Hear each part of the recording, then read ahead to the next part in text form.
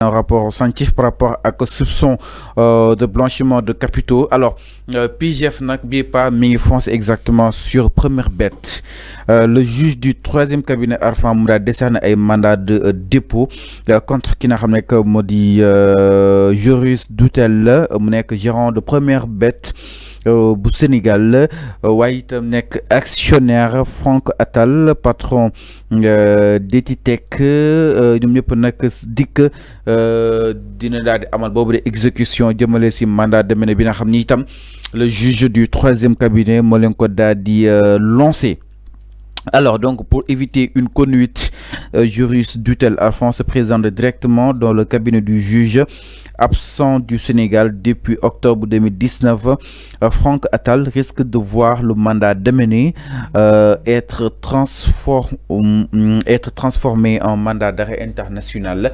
Ki nga xam ne que moo di Franck Attal gëj na fi depuis li nga xam ne que moo di octobre 2019 suñu moytul mandat démené bi nag dina mujjee doon li nga xam ne que moo di mandat d'arrêt international contre moom concrètement ki nga xam ne que moo di Joris Doutel moom ñëw na présenté aussi li nga xam ne que moo di cabinet bu juge par rapport ak wàllu bi. Alors Arfan naka na daal di jàngate par rapport ak li nga xam ne que moo di le PIGF bi nga xam ni itam bii pa mi ngi foncé wu si li nga xam ne que moo di première bête waaye itam li nga xam ne itam xewoon na fi ginnaaw bu mu daal di saytoo rapport sur les soupçons de blanchiment de capitaux. xam nga lu tax information boobu ne.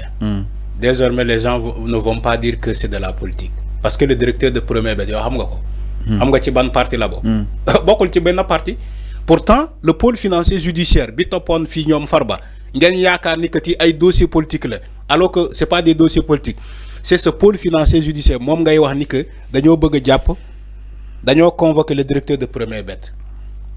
Voilà comment la justice est en train de travailler mais yéen yoo xamante ne ay politiciens lan vous voyez du mal ne way dossier Farba way dossier politique la dossier Samuel Sarr politique la Tahirou Sarr xawma politique la tey ñu ngi jàpp le directeur de première bête qui n'a rien à voir avec la politique qui n'a rien à voir avec la politique sinon ay détournement ay blanchiment de capitaux lañ ko toppee loolu mooy wane ni que la justice est en marche dans ce pays. La justice c'est une justice qui est en marche. C'est une justice qui est équilibrée. Et cette justice-là ne regarde pas parce que Wadi politicien la Benno Bokk Yaakaar la bokk wala Pastef la bokk wala Taxaw Sénégal la bokk. Si tu es lié à un scandale, la justice t'arrête automatiquement. Si tu es lié à un scandale, la justice sénégalaise t'arrête automatiquement. Okay. C'est pas parce que tu es politicien, ou tu es l'ami du président de la République, ou tu es l'ami du premier ministre, je ne sais pas, quelque chose machin. La justice regarde le directeur de première bête, il n'est pas ami. Il n'est pas ami à Diomaye. Il n'est pas ami à Ousmane Sonko. Il ne milite pas dans un parti. À ce que je chasse, les informations que j'ai. Pourtant, il a été convoqué. Dañ ko bëgg lancer mandat d'arrêt mu ñëwal boppam. Mu ñëwal boppam pour atténuer donc ce mandat, pour atténuer le mandat ou bien la compensation mu ñëwal boppam ne leen maa ngi nii.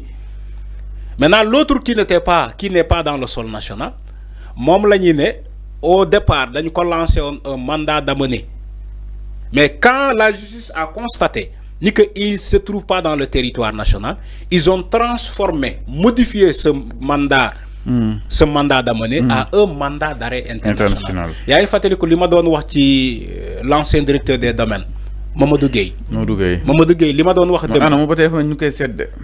c'est la même chose moo dal le gars de première bête. Mamadou Gueye non su ñëwul dañ ko def mandat d'arrêt international. loolu laa doon expliquer démb fii ñu koy xaaree ma ne la Mamadou Gueye qui est le directeur de l'ancien directeur des domaines. dañ ko lancer un mandat d'amener. ñu takkal ñoom Mame Boye Diao et autres ay bracelets électroniques ñeneen ñi ñu yóbbu leen kaso.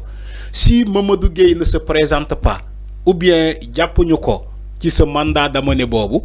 Ou bien yon constaté ni que Mamadou Gueye bobu il se trouve pas dans le territoire national, dañuy transformer automatiquement ce mandat d'amener à un mandat d'arrêt international. Lolu mo am parce que il se trouve pas dans le sol de le territoire national. Lolu mo am. Donc encore une fois, mota information bobu né waxuma ni que ñoom ñoo def de déedéet waxuma loolu ils sont présumés innocents ba keroog ñu leen di atte dama ne boo gisee ma ne la information bi neex na mooy désormais le pôle financier judiciaire mu ngi topp ay nit ñoo xamante ne kenn xamewu leen ci politique kenn xamewu leen ci politique le directeur de premier bet bi ngay wax ni kenn xamewu ko ci politique sénégalais yi bëri sax xamuñu ko pourtant il est convoqué au niveau du pôle financier judiciaire keneen ak keneen il est convoqué donc il est temps de se taire, de ne pas dire que la justice est là pour Kumba Amdei, Kumba Amuldei, la justice est là pour une justice des vainqueurs, oui, la justice est là pour Yapo wa Benno Bokk Yaakaar. C'est faux. Okay. Il y a beaucoup de gens de Benno Bokk Yaakaar ñoo am te kenn jàppu leen parce que defuñu dara ou bien ba léegi kenn cité wu leen ci benn scandale. Ils sont là, ils sont tellement nombreux.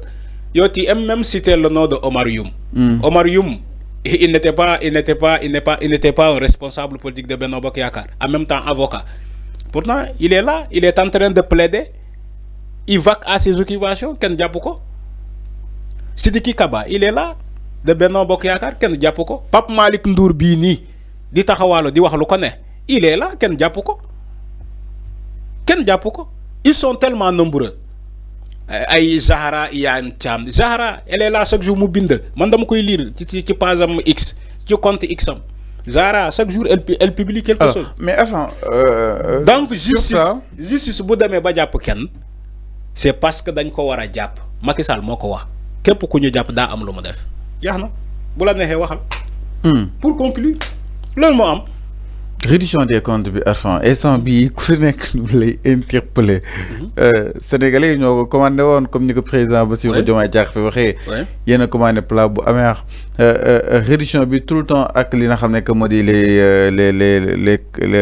les interventions de la DIC ma ni kon instant bi bépp corps am na liggéey concrètement Arfan. Mais bien sûr réduction des comptes da nga jàpp da nga mus a gis ñu jàpp nit koo am te ne musul gérer dara wala il n'est pas lié à la réduction des comptes mus nga ko gis.